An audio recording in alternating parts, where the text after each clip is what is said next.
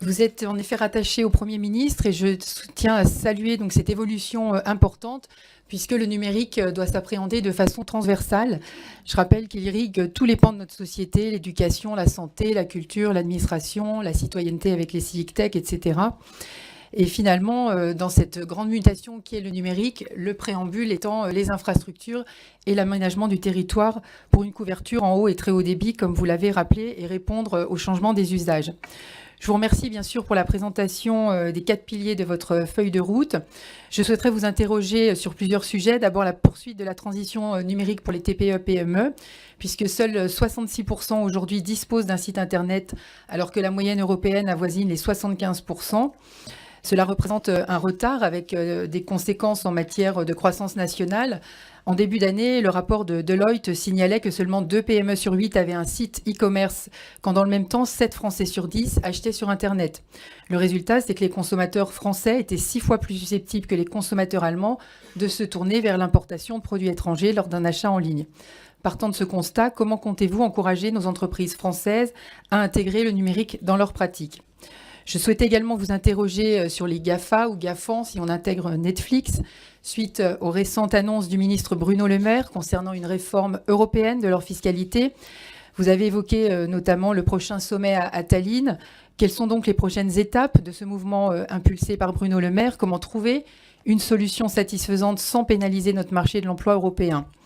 Et ma dernière question concerne les aspects européens de la politique culturelle des médias.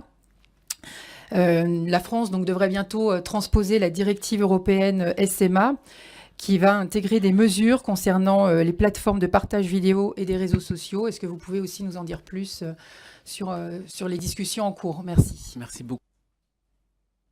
Madame Duby-Muller, sur la transition des TPE-PME. Je vous annonçais qu'un plan était en cours. Qu'est-ce qu'on veut faire à travers ce plan ? La première chose, c'est aller toucher ces entreprises. C'est-à-dire aller leur dire qu'il existe la capacité d'aller chercher de la valeur, de se transformer grâce au numérique. On ne pourra pas le faire avec des campagnes de com, on ne pourra pas le faire avec les moyens de l'État, ni avec uniquement les moyens des collectivités locales. Il faut qu'on trouve des partenaires. Et donc, un des partenaires essentiels, c'est ceux que je vous décrivais tout à l'heure, c'est ceux qui travaillent déjà avec ces PME au quotidien. Et donc, l'enjeu de notre dispositif, c'est d'avoir d'un côté ceux qui parlent à ces entreprises, qui vont aller leur dire qu'il existe un monde où on peut se transformer, de créer une base de contenu de TPE-PME françaises, qui décrirait leur transformation, qui dirait quelles actions numériques elles ont menées, combien ça leur a coûté et ce qu'elles ont utilisé, et une orientation des aides et des fonds déjà existants. Et donc ça permettrait à la PME, le jour où elle est contactée par cette personne, par son expert comptable par exemple, d'identifier que mettre en ligne son catalogue sur une plateforme, ça lui coûterait moins de 1 000 € et ça pourrait lui rapporter tout de suite, et qu'elle peut d'ailleurs demander le chèque de transition numérique de sa région, et que pour ça, elle pourrait être aidée par 1 ou 2 prestataires présents autour de chez elle. En fait, le diagnostic qu'on a mené depuis près d'1 an, et alors je dis on parce que avant j'étais président du Conseil national du numérique, et il se trouve que nous avons travaillé pendant 1 an, et c'était l'occasion à laquelle je vous ai rencontré, sur ce sujet de la transition numérique des TPE-PME, et le diagnostic que nous avions mené à l'époque était que ces TPE-PME, alors qu'elles avaient conscience de la nécessité de le faire, ne savaient pas par où commencer, ni avec qui le faire.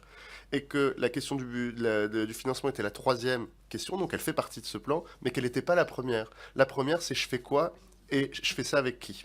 Donc l'objet de notre plan, qu'on construit aujourd'hui au sein de la DGE, il y a une équipe dédiée, c'est d'arriver à construire ce dispositif global et à l'accompagner en communication et en organisation avec les collectivités. Sur le sujet de la fiscalité des grands opérateurs numériques internationaux, et la directive SMA. Bon, sur le premier sujet, la France aujourd'hui sur le sujet numérique est particulièrement bien écoutée au niveau européen. Aujourd'hui, si vous regardez ce qui se passe depuis quelques temps, nos positions sont souvent les positions qui amènent à des consensus, sont les positions qui arrivent à équilibrer entre des pays qui voudraient aucune régulation sur l'espace numérique et d'autres qui seraient considérés comme des hyper-régulateurs. On arrive aujourd'hui à apporter un regard français sur le numérique qui emporte l'adhésion des Européens. Et sur le sujet de la fiscalité, ce qu'a voulu Bruno Le Maire, c'est donner un coup d'accélérateur. Parce qu'effectivement, il y avait d'autres démarches qui étaient déjà en cours sur le calcul de l'assiette numérique. Sauf que les points de conclusion de ces démarches-là sont plutôt des points de conclusion à quelques années. Nous avions besoin d'envoyer un signal fort et d'arriver à des solutions, quitte à ce qu'elles soient transitoires, quitte à ce qu'elles ne durent que quelques années, mais qu'il y avait une urgence. Mais cette urgence, elle est extrêmement positive. Elle vient des populations. La raison pour laquelle Bruno Le Maire a pu le faire et la raison pour laquelle les autres pays ont accepté de signer avec nous cette lettre, c'est qu'aujourd'hui, les Français, les Allemands, tout le monde a compris qu'il y a un truc qui cloche. C'est-à-dire que ces boîtes-là ne peuvent pas faire plusieurs milliards d'euros de chiffre d'affaires dans votre pays et pas payer d'impôts. Mais ça, les gens ne comprenaient pas forcément avant, que ce n'était pas un sujet d'intérêt. Maintenant, c'est un sujet d'intérêt profond. Les gens s'en rendent compte, les gens se rendent compte qu'il se passe quelque chose. C'est comme sur les données personnelles. Avant, c'était un sujet assez technique. Aujourd'hui, les parents se posent la question des données qui sont en ligne, savoir où est-ce qu'elles sont enregistrées. Aujourd'hui, notre échange de données avec les États-Unis, le Privacy Shield, au début, c'était un sujet de technicien, de juriste, on faisait ça entre nous. Aujourd'hui, les gens se posent la question de savoir où sont leurs données. Et ben, cette prise de conscience des citoyens, notamment grâce, je l'espère, aux acteurs publics, hein, et ben, c'est elle qui nous donne la force d'aller négocier plus fort. Et donc, sur tous ces sujets, on est écouté, suivi, accompagné là-dessus. Sur